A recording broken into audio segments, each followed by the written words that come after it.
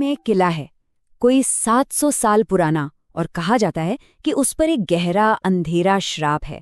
आज हम तुगलकाबाद किले के उसी रहस्य में उतरेंगे जो इतिहास और कहानियों के बीच कहीं दबा हुआ है। आइए इस कहानी की तह तक चलते हैं। बस ये चंद शब्द जो सदियों पहले कहे गए थे। माना जाता है कि यही वो श्राप है जो आज भी उस जगह को अपने घेरे में लिए हुए है। सोचिए, इन लफ्जों में एक पूरे के पूरे साम्राज्य के वीरान हो जाने की भविष्यवाणी छिपी थी। अब इस कहानी को ठीक से समझने के लिए हम 700 साल पीछे नहीं जाएंगे। नहीं, इसकी शुरुआत हम करेंगे आज के दौर से, मतलब ठीक पिछले साल 2025 में हुई कुछ बहुत ही अजीब और परेशान करने वाली घटनाओं से। तो हुआ ये कि 2025 में किले को ठीक ठाक करने का काम चल रहा था, लेकिन फिर एक के बाद एक अजीब हादसे होने लगे। मचान अपने आप गिर रहे थे जबकि हवा तक नहीं चल रही थी।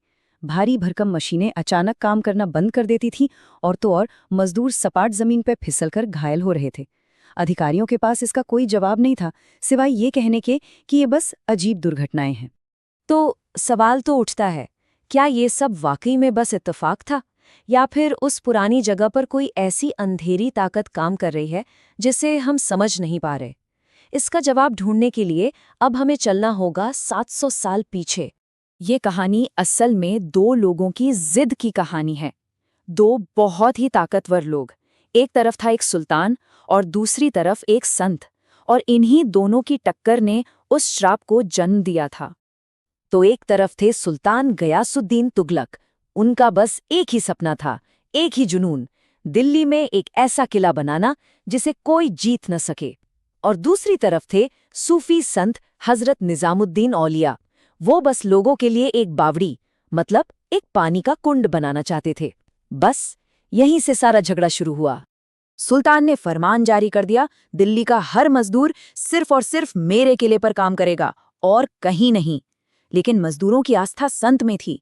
वो दिन में सुल्तान का काम करते और रात में दियों की रोशनी में संत की बावड़ी बनाते। अब जब सुल्तान को ये पता चला तो वो आग बबूला हो गया। उसने हुक्म दिया कि संत को तेल बेचा ही न जाए ताकि रात में काम ही रुक जाए। लेकिन कहते हैं ना, जहां आस्था होती है वहां चमत्कार भी होते हैं। कहानी ये है कि संत की बावड़ी का पानी ही तेल बन गया। जी हाँ, पानी तेल में बदल गया और काम फिर से चल पड़ा। ये एक तरह से सुल्तान की ताकत को सीधी चुनौती थी एक संत की तरफ से।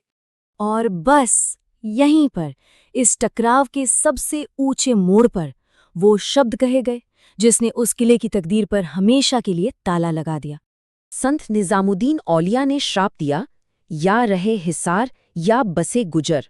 इसका मतलब था, ये किला या तो हमेशा के लिए वीरान हो जाएगा या फिर यहाँ सिर्फ गुज्जर यानी खाना बदोश चरवाहे ही बसेंगे। कोई राजा नहीं, कोई सल्तनत नहीं। तो क्या ये श्राप सच हुआ? चलिए देखते हैं, और आप यकीन नहीं करेंगे कि ये कितनी तेजी से हकीकत बना। जरा इन तारीखों पर गौर कीजिए। 1321 में किले का काम शुरू होता है। ठीक 4 साल बाद 1325 में वो श्राप दिया जाता है और उसी साल सुल्तान की मौत हो जाती है। और उसके सिर्फ 2 साल के अंदर 1327 तक वो पूरा का पूरा किला वीरान हो जाता है। और सुल्तान की मौत भी कोई आम मौत नहीं थी। वो बंगाल से जंग जीतकर लौट रहा था और उसके स्वागत के लिए उसी के बेटे ने एक लकड़ी का शानदार मंडप बनवाया था, और वही मंडप सुल्तान के ऊपर आ गिरा। अब इतिहासकार तो कहते हैं कि ये एक साजिश थी, लेकिन आम लोगों के लिए ये साफ था, ये श्राप का पहला असर था। तो चलिए कहानी से निकलकर वापस आज की दुनिया में आते हैं और देखते हैं कि विज्ञान इस बारे में क्या कहता है। क्या इन सारी घटनाओं के पीछे कोई तार्किक, कोई साइंटिफिक वजह हो सकती है? और हाँ, इंजीनियरों के पास इसके जवाब हैं। वो कहते हैं कि देखो, पहली बात तो ये कि किले की नींव ही कमजोर जमीन पर है। दूसरा, आसपास जो अवैध निर्माण हुआ है उसने ढांचे को और कमजोर कर दिया है। और तीसरा, जमीन का खारा पानी वो धीरे धीरे पत्थरों को खत्म कर रहा है। मतलब ये ऐसी दिक्कतें हैं जो दिल्ली की कई पुरानी इमारतों में हैं।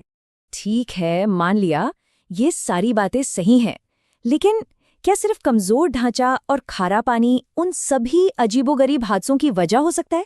मतलब वो अचानक रुकती मशीनें, अपने आप गिरते मचान, क्या इन सब का भी कोई साइंटिफिक जवाब है?